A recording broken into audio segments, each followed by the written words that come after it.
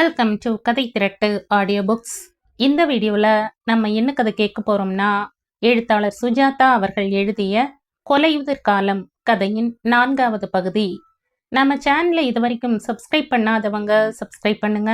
பக்கத்தில் இருக்கிற பெல் ஐக்கானை கிளிக் பண்ணி ஆளுங்கிற ஆப்ஷனை ப்ரெஸ் பண்ணுங்க. ஸோ தட் நான் போடுற கதைகளை உடனுக்குடனே நீங்கள் கேட்கலாம். வாங்க கதைக்குள்ள போகலாம். கணேஷ் அதிர்ந்து விட்டான். வசந்த் வசந்த் என்று உரக்க கூப்பிட்டான். லீனா கணேஷ் அருகில் வந்து அவன் தோளை பற்றி கொண்டு, கணேஷா என்னை விட்டுடாதீங்க, எனக்கு பயமா இருக்கு என்றாள். ஏய் வசந்த் என்றான் முழு தொண்டையில். மாடியில் இருந்து எட்டி பார்த்த வசந்த், என்ன பாஸ் கத்துறீங்க என்றான். உடனே வா, விபரீதம். ஐயா மரத்தாண்ட சவம் கிடக்குதுங்க. ஓ காட், வர உடனே வர. பெரிய கண்ணு, அந்த அம்மா கூடயே இங்கேயே நில்லு. எங்க பார்த்த, சரியா சொல்லு. கணேஷ் எனக்கு பயமா இருக்கு, என்ன தனியா விட்டுடாதீங்க. இருலீனா நீ வர வேண்டாம், இவன் இருப்பான். வா வசந்த் போய் பார்க்கலாம். டெட் பாடியா என்றான் வசந்த். ஓடி வந்திருந்தான், இறைத்தான். எங்கயா பார்த்த? அரச மரத்து மண்டபத்தாண்ட, கொஞ்சம் மேக்கால. யோ உனக்காக நான் ஜியாகிரபி படிக்கணுமா? மேற்கு கிழக்கெல்லாம் விடு. எந்த பக்கம்? சுனை பக்கமா? ஆமாங்க. எவ்வளவு தூரம்? கிட்டத்தாங்க. சகதியில குப்புற கிடக்குதுங்க, நிறைய ரத்தம். வசந்த் வா. லீனா இரு, நான் சித்தப்பா கிட்ட போயிடுறேன். இந்த பெண்ண ஐயா கிட்ட அழைச்சிட்டு போயா. கணேஷும் வசந்தும் அரச மரத்தை நோக்கி நடந்தார்கள். பாஸ் விஷயம் விபரீதமா போயிட்டு இருக்கு, கழுத்தறுப்புல மாட்டிக்கிட்டோம். கணேஷ் கலவரப்பட்டான். மண்டபத்தை அணுகும் போது எதிர்பார்ப்பில் அவன் இதயம் சுவரை பேய்த்து கொள்கிற மாதிரி அடித்தது. கை கால்கள் எல்லாம் பரபரப்பு, மயிர்கால்களில் குறுகுறுப்பு. மூளை அதிவேகத்தில் செயல்பட, கொண்டு வா எக்ஸ்ட்ரா ரத்தம் என்று கேட்டது. உடல் உடல் என்று போலீஸ் விசாரிப்பு, கேள்விகள், சந்தேகங்கள். சந்தேக பார்வையில் தானும் இருப்போம். என்ன செய்வது? நடப்பது நடக்கட்டும், முதலில் அங்கே. அந்த உடல் மண்டபத்தில் இருந்து சுனைக்கு போகும் வழியில் ஏறக்குறைய நேற்று கணேஷ் அடிபட்ட இடத்தில் தான் கிடந்தது. குப்புறத்தான் கிடந்தது. தலை ஒரு பக்கம் திரும்பி இருக்க, திறந்த கடவாய் ஓரம் உறைந்த ரத்தம். 2 கைகளும் எல் வடிவத்தில் மண்ணில் மடங்கி இருக்க, பிராணன் போய் மணிக்கணக்காகி இருக்க வேண்டும். உற்சாக கட்டெரும்புகள், மூக்கோட்டையில் ஈக்கள். நடுத்தர வயதினன் போல தோன்றினான். மயிர்கற்றை ஒன்று இரத்த மண்ணுடன் கலந்து இறுகி இருந்தது. சட்டை பேண்ட் அணிந்திருந்தான். ஒரு கால் செருப்பு கழன்று அருகில் கிடக்க வசந்த் சுற்றி வந்தான். சற்றே அருகில் சென்று உற்று பார்த்தான். கன்னத்தில் காயம். கணேஷ் தன் கன்னத்தின் காயத்தை தொட்டு கொண்டான். டெரிபிள். புரட்டி பார்த்தா இன்னும் ரத்தம் தெரியும். தொடாத. சேச்ச, நான் ஏன் தொடறேன்? கொமட்டுது பாஸ். இவனை பூராவே அடிச்சிடுச்சு. நீங்க தப்பிச்சிங்க. வசந்த் இவனை நாம எங்காவது பார்த்திருக்கமா? இல்ல. பேண்டில் அங்கங்கே எண்ணெய் கரைகள் தென்பட்டன. பழைய pant. We are stuck. Police வந்து விசாரிக்கிற வரைக்கும் நாம இங்கேயே இருந்தாகணும். பேய் அடிச்சிருக்குன்னு சொன்னா அவங்க நம்புவாங்களா? ஆஹா, பேய் தான் அடிச்சிருக்கு. உங்களுக்கு வந்தது நினைச்சு பார்த்தா கூட பயங்கர உதறல். நீங்க அடிபட்டிருக்க வேண்டியது, தப்பிச்சிங்க. வசந்த் எனக்கு என்னவோ. முடிப்பதற்குள் ஆட்கள் வரும் சரசரப்பு கேட்டது. குமாரவியாசன், லீனா, பெரிய கண்ணன், மற்றொரு ஆள். லீனா அங்கேயே நின்றாள். நான் வரல, நான் திரும்பிக்கிறேன், பயமா இருக்கு. ஷட்டப் லீனா என்று சொல்லிவிட்டு வியாசன் நெருங்கினார். பெரிய கண்ணனும் அந்த புதிய ஆசாமியும் சுற்றி வந்தார்கள். வியாசன் அந்த பிணத்தின் முகத்தை பார்த்தார். கணேஷ் இந்த ஆளை தெரியுமா உங்களுக்கு என்றான். ஆஹா. அட இவன என்று பெரிய கண்ணன் ஆரம்பித்து உற்று பார்த்தான். என்னையா இவனை பார்த்திருக்கியா? பார்த்த முகமா இருக்குது. கந்தசாமி பொரட்டு. ஐய நான் தொடமாட்டேங்க, பேய் அடிச்ச கேஸு. வேண்டாம், போலீஸ் வரட்டும். வசந்த் மிஸ்டர் வியாசன் ரூமுக்கு போய் போலீஸ்க்கு டெலிஃபோன் செய்துடு. எங்கய்யா பார்த்த? கொஞ்ச நாளைக்கு முன்னால தோட்டத்துல இந்த ஆளை பார்த்ததா ஞாபகம் இருக்கு எசமான். எத்தனை நாளைக்கு முன்ன? வியாசன் அவசரமாக.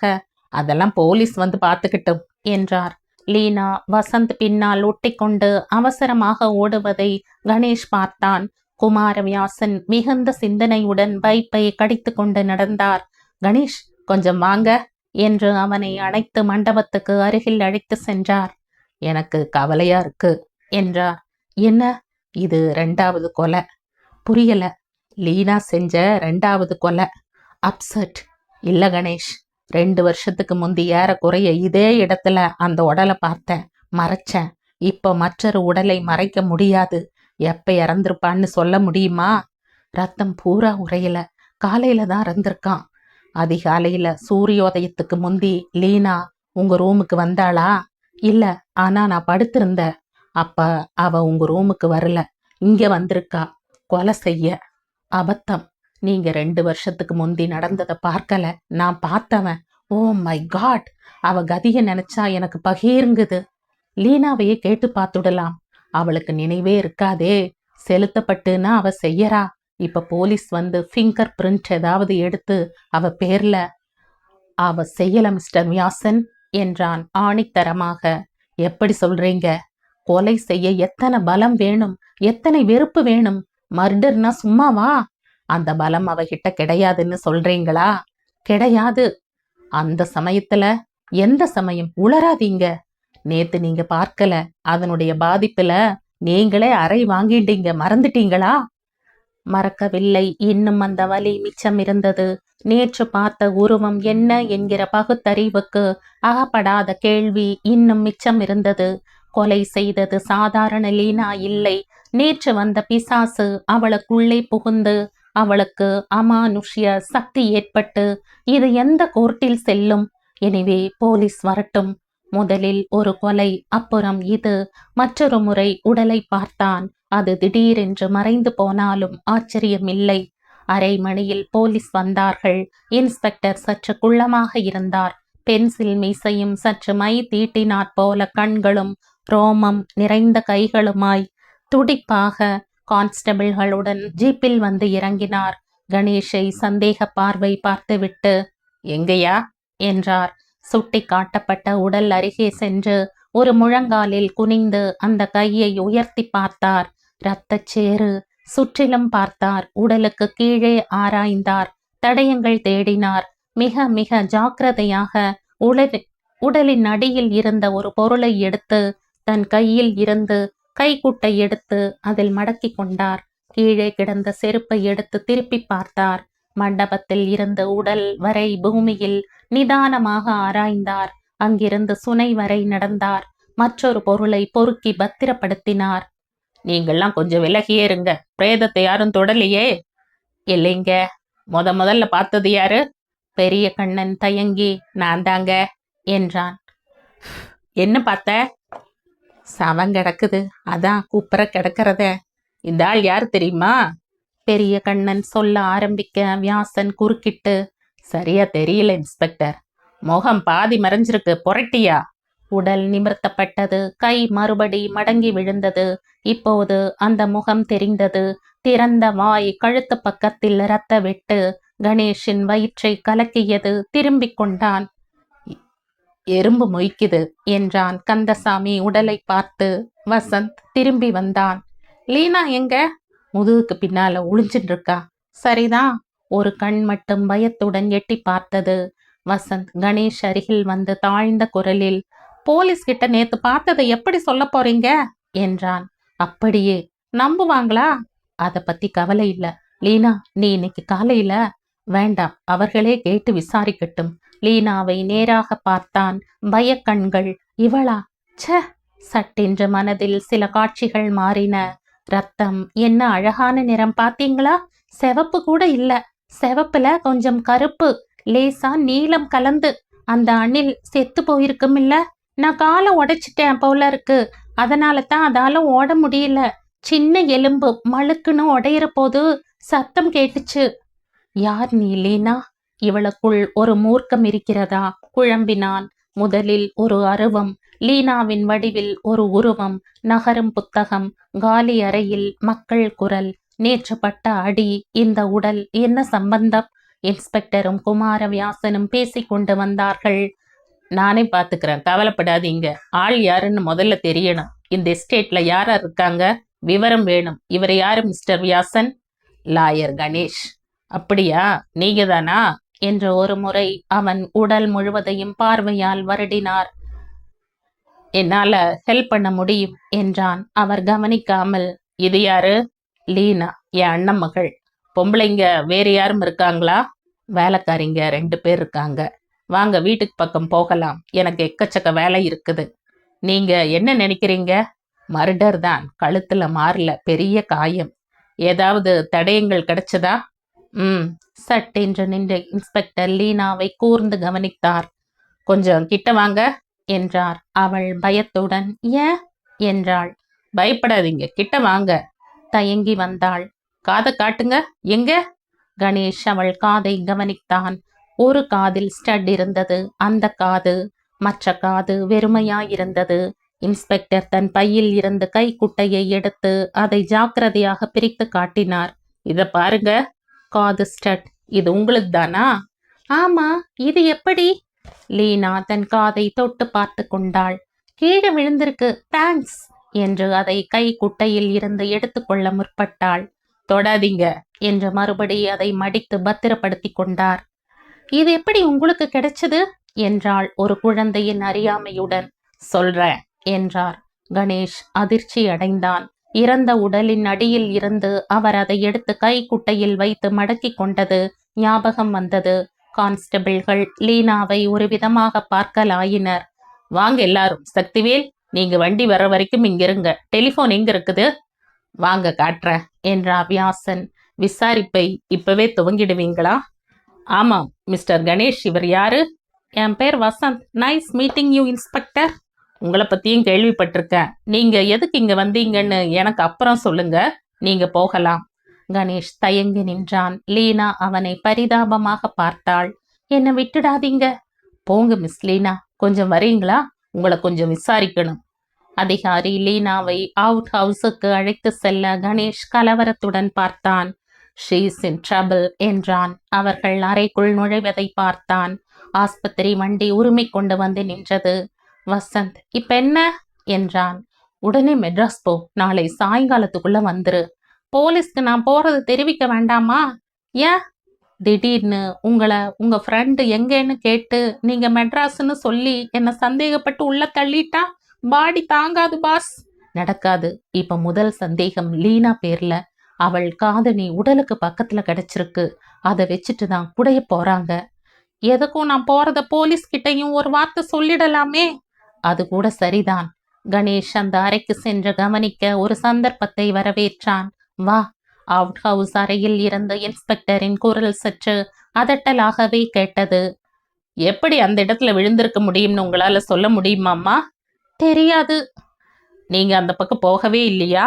எப்ப என்றாள். எப்ப? நீங்க சொல்லுங்க, உங்களை நான் கேக்குறேன். நேத்து. தனியாகவா? இல்ல, நாங்க 4 பேர். நான், சித்தப்பா, கணேஷ், வசந்த். பிசாசு பார்த்தோம்.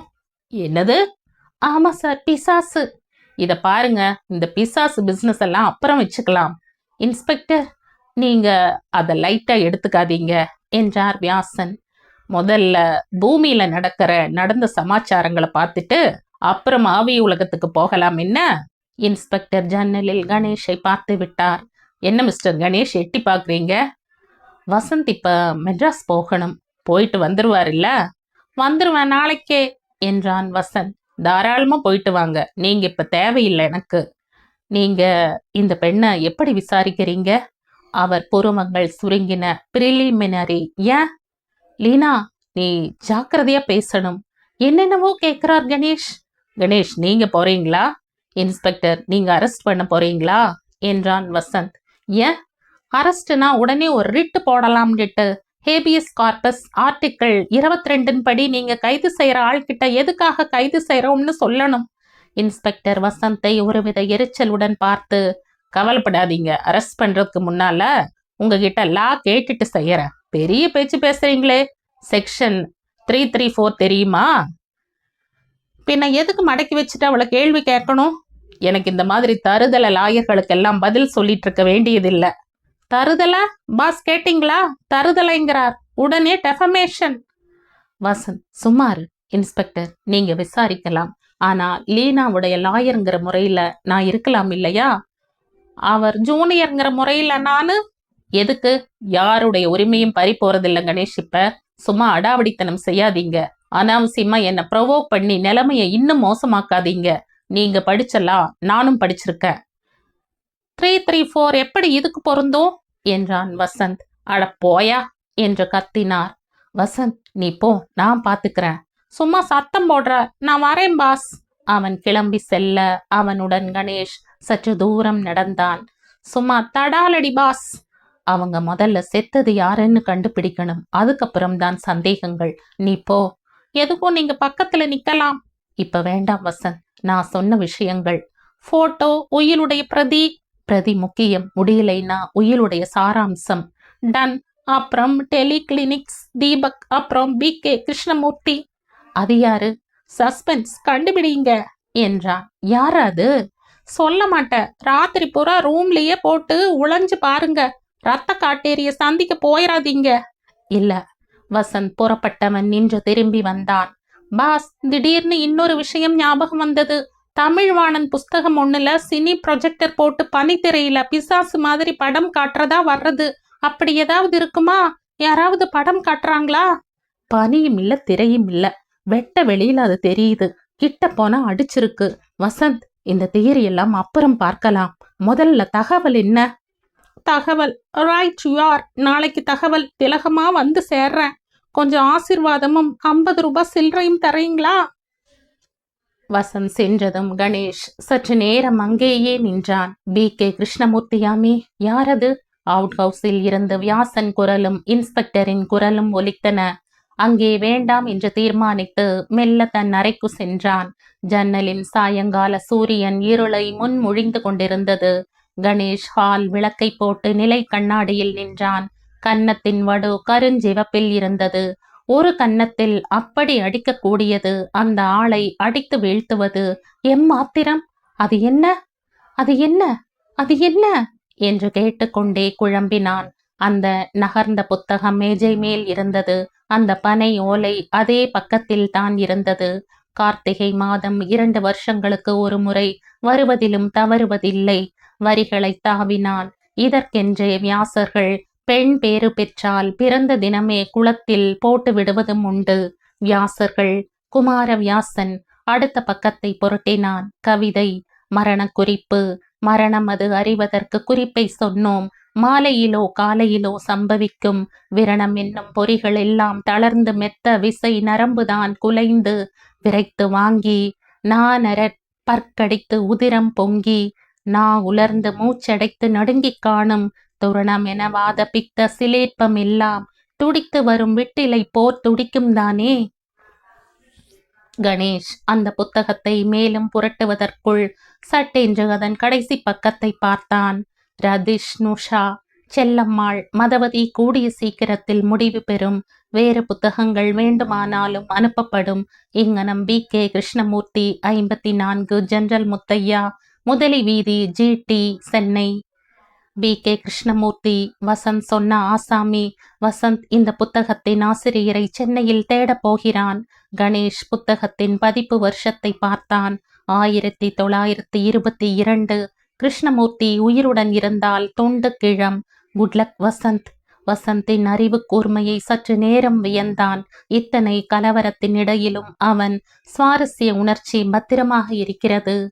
அந்த இன்ஸ்பெக்டரை வெறுப்பேற்றியதை நினைத்து புன்னகைத்தான். லீனா, கவலைப்படாத.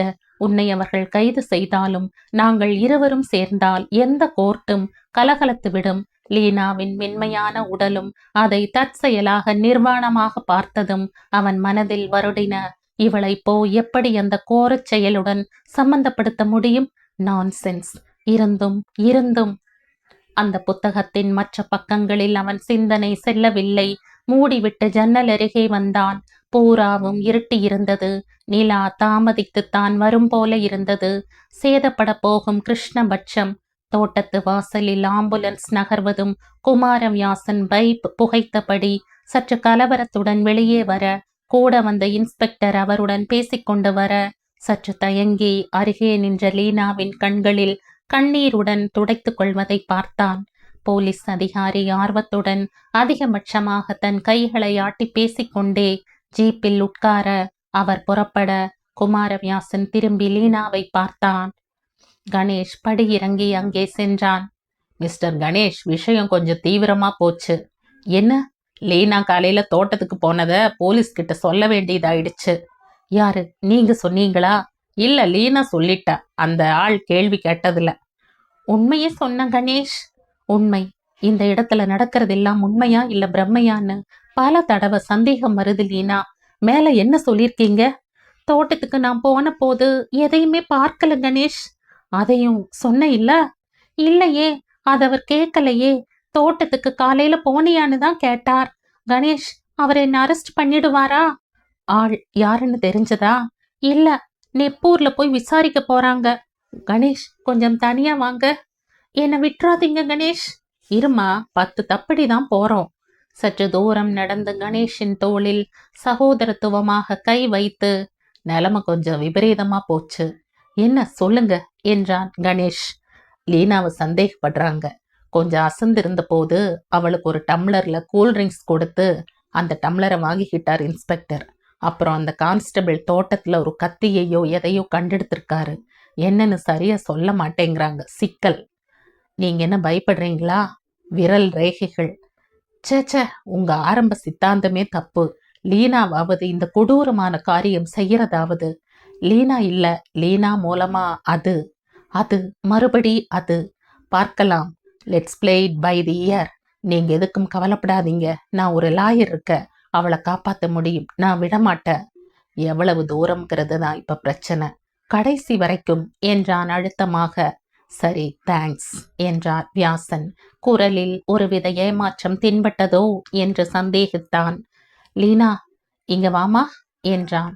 அவள் தயங்கி முன்வர மெலிதான போர்ச் வெளிச்சத்தில் அவள் முகத்தில் உண்மையான பயத்திரையை கவனித்தான். இத பார் லீனா, நீ கவலையே பட வேண்டாம். நான் எல்லாத்தையும் கவனிச்சுக்கிறேன். அவங்க உன்னை ஒன்னும் செஞ்சிட முடியாது. காலையில நீ தோட்டத்துக்கு எதுக்கு போன? படிக்க.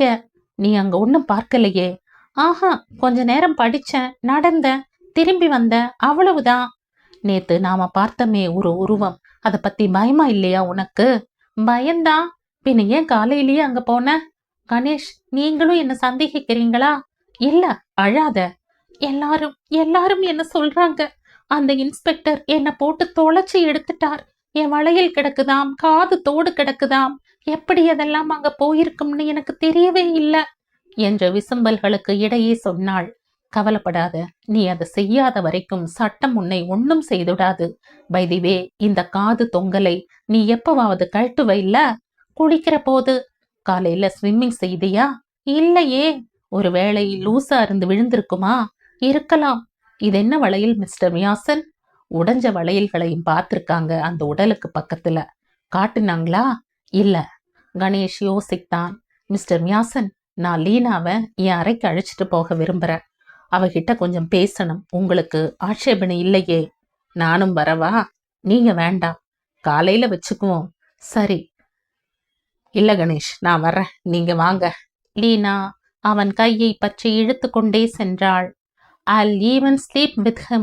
நீங்க யார் கேட்கறதுக்கு என்ற குமாரவியாசனை திரும்பி பார்த்து சொன்னாள்.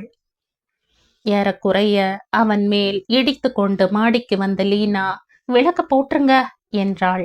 தயக்கமின்றி அவன் மேல் ஒட்டி கொண்டிருந்தாள். வினோதம், ஸ்விட்ச், பிரகாசம். கணேஷ், என்ன காப்பாத்துவீங்களா என்றாள் மறுபடியும்.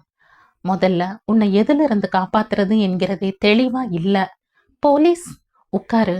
அடக்கமாக பவ்யமாக முழங்கால்களிடையே கையை சொருகி கொண்டு உட்கார்ந்தாள். அவன் யாரு கணேஷ்? எவ? செத்து போயிட்டானே அவ? தெரியாது. லீனா, என்ன நேரா பார். எதுக்கு பார்க்கணும்? பேசாத, பார். கொஞ்சம் கூட அசையாமல் அவனையே செங்குத்தாக பார்த்தாள். கண்களில் பொய் இல்லை. பொய் மறைந்திருந்தால் இவள் மிக தேர்ந்த நடிகை. போதுமா என்றாள். கண்கள் இன்னும் விலகவில்லை. வதனத்தின் இன்றைய ஸ்பெஷல் அந்த கண்கள். மையின்றி பொய்யின்றி 2 கரிய சஞ்சலங்கள். லீனா, உனக்கு எப்போதாவது மயக்கம் வருமா? இல்ல. எப்பவாவது உன்னை டாக்டர் கிட்ட அழைச்சிட்டு போயிருக்காங்களா? சில தடவை ஜுரம் சளின்னு போயிருப்ப. மனோ தத்துவ டாக்டர்? இல்ல, லேடி டாக்டர் கிட்ட ஒரு தடவை போயிருக்கேன். எப்ப? ஃபர்ஸ்ட் பீரியடின் போது. கணேஷ் அவசரமாக விஷயத்தை மாற்றி, உங்க அப்பா அம்மாவை பத்தி சொல்ல என்றான். அம்மா சின்ன வயசுல செத்து போயிட்டாங்க. எனக்கு ஞாபகமே இல்ல. அப்பா கூட மெட்ராஸ்ல படிச்சுட்டு இருந்தேன். 4 வருஷத்துக்கு முன்னால அவரும் இறந்துட்டாரு. எப்படி? ஒரு விபத்துல, கார் விபத்து. என்ன பாடியை பார்க்க விடல, ரொம்ப சேதமாயிடுச்சாம். அப்பா லீனான்னு கூப்பிட்டு என்ன அப்படியே ஆகாசத்துல தூக்குவாரு. ஞாபகம் இருக்கு. சித்தப்பா மாதிரிதான் ஜாடை எல்லாம். பண்ணையில தான் இருந்தாரா? இல்ல, மெட்ராஸ்ல. சித்தப்பா தான் பண்ணைய பார்த்துக்கிட்டு இருந்தாரு. அப்பா பேர் ராஜவியாசன். வியாசர்கள். அவர் இறந்தப்புறம் நான் ஹாஸ்டல்ல சேர்ந்துட்டேன். சித்தப்பா வாரம் ஒரு முறை வந்து கவனிச்சுப்பாரு. சொத்து பூரா உனக்குத்தான்னு எப்ப தெரியும் உனக்கு? போன வருஷம் சித்தப்பா சொன்னார், அடுத்த பர்த்டேக்கு என்கிட்ட வரப்போகுதுன்னு. எனக்கு வேண்டாம் கணேஷ். ஏன்? இந்த இடம் நல்லா இல்ல, வித்துடலாம். முதல்ல உன் கைக்கு வரட்டும் லீனா. 2 வருஷத்துக்கு முந்தி நீ இங்க வந்தியா? 10-15 நாள் லீவுன்னா உடனே வந்துடுவேன். அடிக்கடி வந்திருக்கேன். அந்த உருவத்தை பார்த்ததுமே எப்பவாவது முன்னாடி அதை பார்த்திருக்கியா? இல்லவே இல்ல. சென்ற 2 வருஷங்களில் உனக்கு சந்தோஷமா துக்கமா? என்ன என்ன நடந்தது சொல்ல முடியுமா? வந்து சந்தோஷமானது சொல்ற. முதல்ல ஒரு தடவை பிக்னிக் போன போது தீபக்க சந்திச்சது. அப்புறம் ஷேக்ஸ்பியர் டிராமாவில் ஓஃப்லீவியாவா நடிச்சது. ரேடியோவில் யூத் ப்ரோக்ராம் கொடுத்தது. பீச்சில் பேல் பூரி சாப்பிட்டது. ஹாஸ்டல் தினத்துல. சந்தோஷத்தை விட்டுறலாம். துக்கம்? அப்பா செத்து போனது. அது 4 வருஷம். சென்ற 2 வருஷத்துல 2 வருஷத்துல பயாலஜியில மார்க் குறைச்சலாம் வாங்கினது. மிஸ் ரத்தினம் செத்து போனது. விட்டுரு விட்டுரு என்றான் கணேஷ். அவன் நினைத்த விடை கிடைக்கவில்லை. அறையை சுற்றிலும் நடந்தான். நான் இங்கேயே படுத்துக்கவா என்றாள். வேண்டாம், அவுட் ஹவுஸ் போயிடு. ஏன், என்ன கண்டா பயமா? நான் கொலை செஞ்சேன்னு நினைக்கிறீங்களா? இல்ல எனக்கும் அந்த பிசாசுக்கும் ஏதாவது சம்பந்தம்னு நினைக்கிறீங்களா? நினைக்கிறதையே நிறுத்திட்டேன். தலை கால் புரியல. எனக்கு ஒன்னும் தெரியாது கணேஷ். ஏன் காலையில தோட்டத்துக்கு போன? புஸ்தகம் படிக்க. என்ன புஸ்தகம்? Mills and பூன். லீனா, இந்த புத்தகத்தை எப்பவாவது பார்த்திருக்கியா? வாங்கி புரட்டி சில வினோதங்கள். நான் படிச்சதில்ல என்றாள். நான் இந்த சோஃபாவில் படுத்துக்கிறேன், நீங்க கட்டில்ல. சாப்பிட்டியா? நிறைய சாண்ட்விச் சாப்பிட்டேன். இன்ஸ்பெக்டர் கேள்வி கேட்கிற போது அவரை எனக்கு பிடிக்கல. நீங்க சாப்பிட்டீங்களா? சாப்பாடு எடுத்துட்டு வரவா? இந்த இருட்டுல வேண்டாம், எனக்கு பசி இல்ல. பிஸ்கட் பாக்கெட் இருக்குது. கொசு கடிக்குது, ஃபேனை போட்டுக்கலாம். லைட்டு போட்டுட்டே தூங்கலாம். உங்களுக்கு தூக்கம் வருமா? வரும். ராத்திரி அது வந்தா உங்களை அப்படியே கட்டி பிடிச்சிருவேன். வராது. பாத்ரூமுக்கு சென்றான் கணேஷ். யோசித்தான். என்னை கண்டா பயமா? வேண்டுமென்றே இங்கே படுத்துக்கொள்ள வந்திருக்கிறாளா? குமாரவியாசன் ஏன் இதற்கு அதிகம் மறுப்பு தெரிவிக்கவில்லை? ஜன்னலுக்கு வந்து அவுட் ஹவுஸை பார்த்தான். வியாசனின் அறை விளக்கு எரிந்து கொண்டிருந்தது. ஜன்னல் இருட்டில் மேலும் இருட்டாக மரங்கள் வானில் விரல் வருடின. தோ அங்கேதான் கிடந்தான். அதிர்ச்சி. அருகே நடந்த கொலை இந்த பெண் மேல் படர்ந்த பிசாசு செய்திருக்கலாம் என்று நம்ப இடமிருக்கிறது. இவள் இங்கே படுத்துக்கொள்ளப் போகிறாள். கணேஷ், கணேஷ்! பாத்ரூமில் இருந்த குரல் கேட்டது. என்ன? சீக்கிரம் வாங்களே! பதற்றத்துடன் பாத்ரூமை அணுகினான். விளக்கு போட்டிருந்தது. உள்ளே சென்றான். அவளை காணவில்லை. திடீரென்று இங்கிருக்க என்று குரல் கேட்க திடுக்கிட்டு திரும்பினான். லீனா, விளையாடாத. ஏன் கதவுக்கு பின்னால் ஒளிஞ்சிருக்க? அங்க அங்க என்று பயத்துடன் காட்டினாள். அவள் காட்டிய ஓரத்தில் பளிச்சென்று கண்களை வைத்து கொண்டு மீசை துருதுருக்க ஒரு சுண்டெலி. மை காட், என்ன லீனா இது விளையாட்டு? இல்ல கணேஷ், எனக்கு எலிய கண்டா ரொம்ப பயம். கிட்ட வருது, ஓடி வருது. அவன் மேல் பாய்ந்து கட்டி கொண்டாள். கணேஷின் புஜத்தில் அவள் மார்பின் ஸ்பரிசம் அவனை தடுமாற வைத்தது. உடம்பில் ஒரு உஷ்ணம் ஏற்பட்டது. பயப்படாதே என்று அவள் நெஞ்சில் தடவி கொடுத்தான். அவள் அதை பாராட்டியதாக தெரியவில்லை. அதன் கண்ண பாருங்க பளிச்சுன்னு என்றாள். கணேஷ் நிறுத்தி கையை செலுத்தி அவளை தொட்டான். அவளை நெருங்கி மிக மிக அருகே கொண்டு வந்து அவள் உதடுகளை கிஸ் பண்ண போறீங்களா என்றாள். பதித்தான். பெப்பர்மின்ட் மூச்சு அழுத்தினான். அவள் 10 விரல்களாலும் அவன் கன்னங்களை அள்ளிக்கொண்டு அப்படியே அவனை பருக விரும்புபவள் போல சுரீரென்று வலித்தது. கன்னத்தில் நேற்று அடிப்பட்ட இடம் கொள்ளை வலி. உதறிக்கொண்டு விலகிவிட்டான். என்ன கணேஷ், என்ன ஆயிடும்? என்று ஒரு சிறு குழந்தையின் ஆர்வத்துடன் கேட்டாள். சாரி, உணர்ச்சி வசப்பட்டுட்டேன் லீனா. லீனா, நீ தனியா இங்க படுக்கிறது நல்லதில்ல. ஏன்? கணேஷ் ஜன்னல் அருகே சென்று மிஸ்டர் வியாசன், மிஸ்டர் வியாசன் என்று கத்தினான். ஏன், என்னாச்சு என்றாள். சற்று நேரத்தில் கதவு திறந்து வியாசன் நைட் கவனுடன் வெளிப்பட்டார். மிஸ்டர் வியாசன், இங்க வாங்க. ஏன் கணேஷ் என்றாள் லீனா. வேண்டாம் லீனா, ஒரு சின்ன சபலத்துக்கு இப்ப இடம் கொடுத்தா பின்னால நிறைய ப்ராப்ளம்ஸ் வந்துடும். இதில் என்ன தப்பு? மறுபடி குழந்தையின் அறிந்து கொள்ளும் ஆர்வம். No no no. குமாரவியாசன் உள்ளே வந்து என்ன கணேஷ் என்றார். இவளோட நான் பேசியாச்சு சார், நீங்க இவளை ஜாக்கிரதையா அழைச்சிட்டு போங்க. ஹோ என்று மெலிதாக ஏளன சிரிப்புடன் அவனை சற்று நேரம் பார்த்தாள். கணேஷ் அவள் பக்கம் திரும்பவில்லை. வாமா லீனா என்றார். திரும்பி பார்த்து கொண்டே சென்றாள். சென்றதும் கணேஷ் படுக்கையில் மல்லாந்தான். சற்று நேரம் சும்மா இருந்தான். அவள் உதடுகள் பட்ட உதடுகளை வருடி பார்த்து கொண்டான். சுலபமான சந்தர்ப்பம். ஏன் அப்படி செய்தேன்? எனக்கு ஆசை இல்லையா? ஆண்மை இல்லையா? எல்லாம் இருக்கும்போது ஏன் இப்படி? பயம். அவள் யார் என்று இன்னும் நீ தீர்மானிக்கவில்லை. அவளிடம் உனக்கு பயம்தான். முத்தம் இடுகிறாற் போல் உன் உயிரை உறிஞ்சி விடுவாளோ? பகுத்தறிவில்லாத பயம். கன்னத்தில் இன்னும் வலித்தது. இந்த வினோத நடவடிக்கைகளின் ஞாபக சின்னம். ஜன்னலை சாத்தினான். கதவுகளை உட்புறம் தாளிட்டு கொண்டு விளக்கை அணைக்காமல் மறுபடி வந்து படுத்தான். அந்த புத்தகத்தை பிரித்தான். அடியபலே, நீ வாயெடுக்கும் போது விலை மதித்த ஏதோ ஒன்றை கேட்கப் போகிறாய் என்று நினைத்தேன். என் கழுத்தில் இருக்கும் மகர கண்டிகையை கேட்டிருந்தாலும் கொடுத்திருப்பேன்.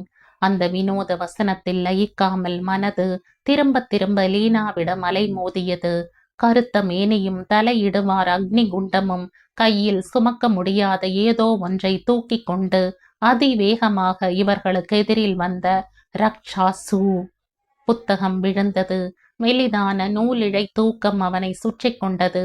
விளக்கை அணைக்க வேண்டும் என்கிற ஆசை எங்கோ ஒரு மூலையில் ஒலித்தது. அதை தூக்கம் ஆக்கிரமித்தது. ஒரு நிமிஷமா, ஒரு வருஷமா தெரியவில்லை. கணேஷ், கணேஷ்! லீனாவின் குரல் அவன் தூக்கத்துக்குள் ஒலித்தது. யாரு? திடுக்கிட்டு எழுந்தான். எங்கிருக்கிறேன் என்று தெரியவில்லை. பம்பாயில் அவன் ஆரம்ப நாட்களில் ஹரிணியின் அறையில் ஒரு தடவை தூங்கி போய்விட்டானே, அப்போதா இது? கணேஷ், கணேஷ்!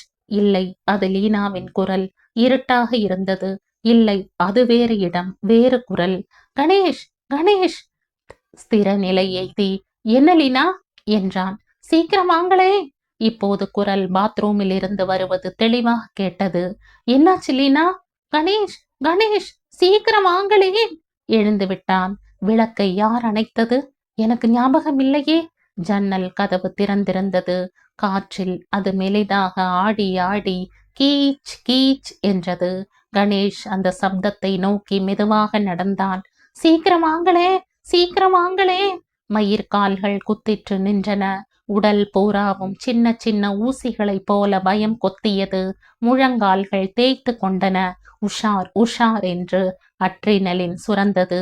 மார்க்கூட்டில் இதயம் இடித்தது. நெருங்கினான். சரேல் என்று அவன் மேல் அது பாய்ந்து உடனே அவன் கழுத்தை பிடித்தது. சமாளிப்பதற்குள் விழுந்துவிட அவன் மார்பின் மேல் ஒரு டன் இறங்கியது.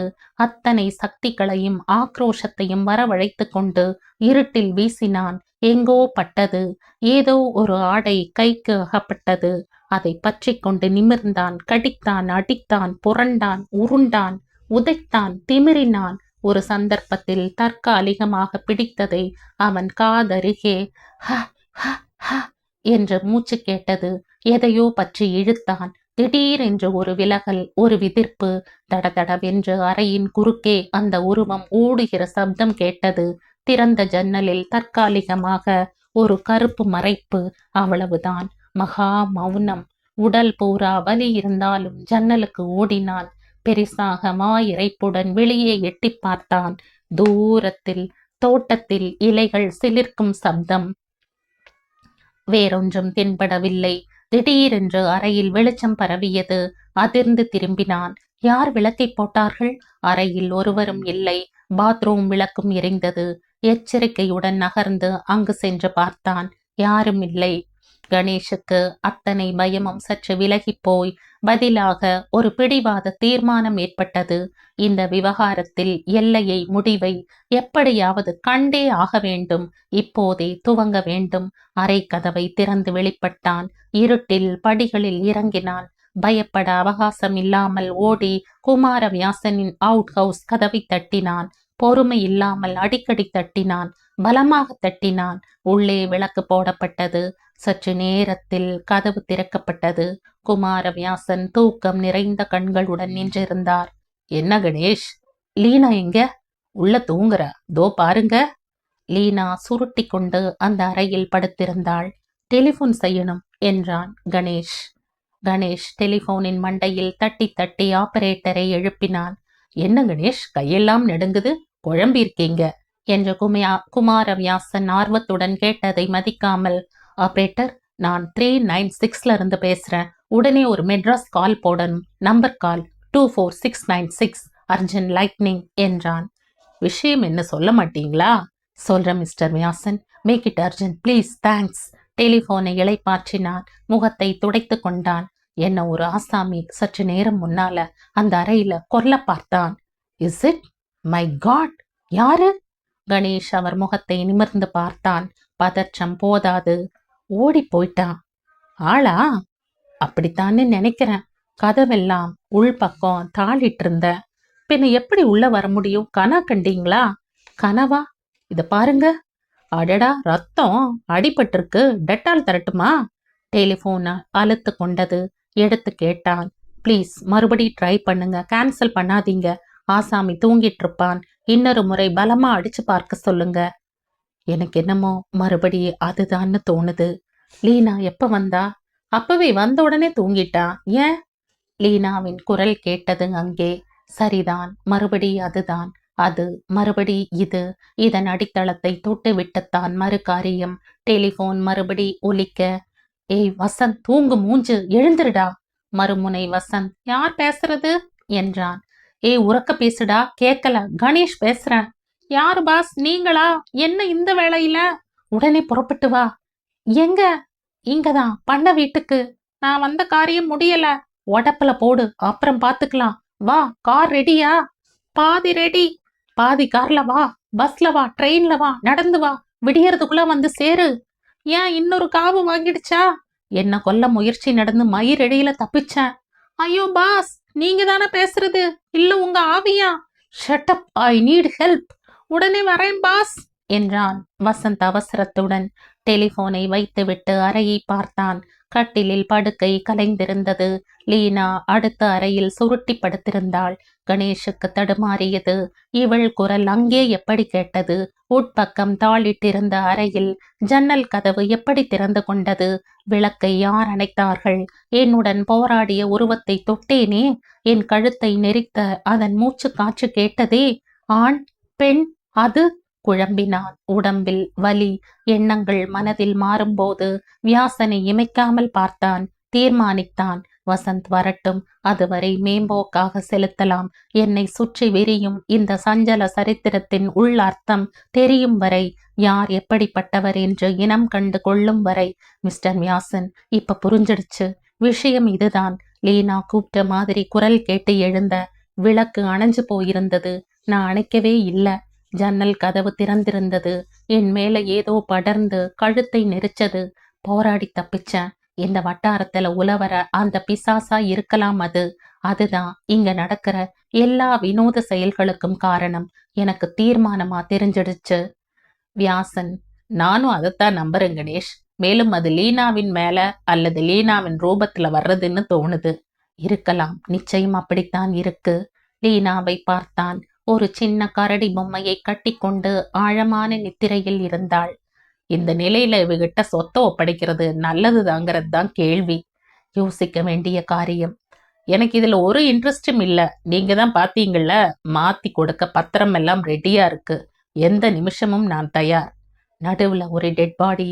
இந்த பெண்ணுடைய வினோத நடவடிக்கைகள் இந்த குழப்பத்துல மாத்துறதை ஒத்தி போடுறது நல்லதுன்னு நினைக்கிறீங்க. உயில்படி அப்படி ஒத்தி போட முடியாது. லீனாதான் நேர் வாரிசு. 18 வயசு வரை நான் கார்டியனா இருந்து ஒப்படைக்கணும். 18 ஆயிடுறது அவளுக்கு. அடுத்த வாரிசு யாரு? நான் தான். ஆனா எனக்கு இதை எடுத்து நடத்துறதுக்கு இப்ப இஷ்டம் இல்ல. விற்கவும் முடியாது, அதான் சிக்கல். 30 வருஷம் 50 வருஷம்னு லீஸுக்கு விட்டுறலாம். பம்பாயில 2-3 பார்ட்டிக்கு இன்ட்ரெஸ்ட் இருக்கு. பேய் உலாவுற இடம்னு தெரிஞ்சா வருவாங்களா? கட்டடத்தை இடிச்சிட்டு மரத்தை வெட்டிட்டு எல்லாத்தையும் டீமாலிஷ் பண்ணிட்டு பெரிய ஃபார்ம் லேண்டா பண்ணிடுவாங்க. எனக்கு என்னமோ அதுதான் உத்தமன்னு படுது. சற்று நேரம் கணேஷ் மௌனமாக இருந்தான். எழுந்தான். வரேன் என்றான். எங்க கிளம்பிட்டீங்க? நீங்க மறுபடி தனியா போக வேண்டாம். உங்க வசந்த் வர்ற வரைக்கும் இங்கேயே இருங்க. பரவாயில்ல, கதவை திறந்து வச்சுக்கிறேன். நான் வேணா கூட வரட்டுமா? எனக்கும் பயந்தான். லீனா வேற தனியா இருக்கா. வேண்டாம், சப்தம் போட்டா வாங்க. போதும். ஜாக்கிரதையா இருங்க. எல்லா விளக்கையும் போட்டுடுறேன். கணேஷ் வெளிச்சத்தில் நடந்தான். கூப்பிடு தூரத்தில் அமிழ்ந்த இருள் திட்டுக்களை நோக்காமலே நடந்தான். பெரிய வீட்டின் வாசலுக்கு வந்தான். விசில் அடித்து கொண்டே வாயில் படிகளில் ஏறினான். சீட்டி சற்று நடுங்கியது. அவனுள் அச்சம் இல்லை என்பதில்லை. எந்த திருப்பத்திலும் சட்டென்று தன் மேல் ஏதாவது ஒன்று பாயும் என்கிற உஷார் அவன் நரம்புகளில் பரவியிருந்தது. மாடிப்படியில் அவன் காலடி ஓசை துல்லியமாக கேட்டது. மரம் முழுகுவது பெரிசாக கேட்டது. என்ன அசட்டு தைரியம் இது? மறுபடி ஏன் அங்கே செல்கிறேன்? வசந்த் வரும் வரை இங்கேயே இருந்திருக்கலாமே. ஏன் இப்படி செலுத்தப்பட்டவன் போல் நடந்து கொள்கிறேன்? ஒருவேளை அதுதான் நிஜமோ? செலுத்தப்படுகிறேனோ? நடந்த விஷயங்கள் அத்தனையின் மேலும் ஒரு மெலிதான மஸ்லின் திரை போல அமானுஷ்யம் போர்த்தி இருக்கிறதோ? இவர்கள் எல்லோருமே மனித பிறவிகள் இல்லையா? லீனா, குமாரவியாசன், பெரிய கண்ணன், தோட்டத்தில் தென்பட்டவர்கள் எல்லோருமே அதே வெளிர் நீல உருவத்தின் வேறுபாடுகளோ? இப்போது திடீரென்று ஓடிப்போய் அவுட் ஹவுஸில் பார்த்தால் அது காலியாக இருக்குமோ? நடப்பதெல்லாம் என்ன மற்றொரு கணேஷின் கனவா? எப்போதாவது சட்டென்று தன் ஆபீஸ் அறையில் விழித்தெழப் போகிறானா? கணேஷ் மாடி அறைக்கு வந்து விட்டான். விளக்கு இன்னும் எரிந்து கொண்டிருந்தது. ஜன்னல் திறந்திருந்தது. எச்சரிக்கையாக அறையை சுற்றி நடந்தான். இந்த கதையின் தொடர்ச்சியை அடுத்த பதிவில் கேட்கலாம். நன்றி.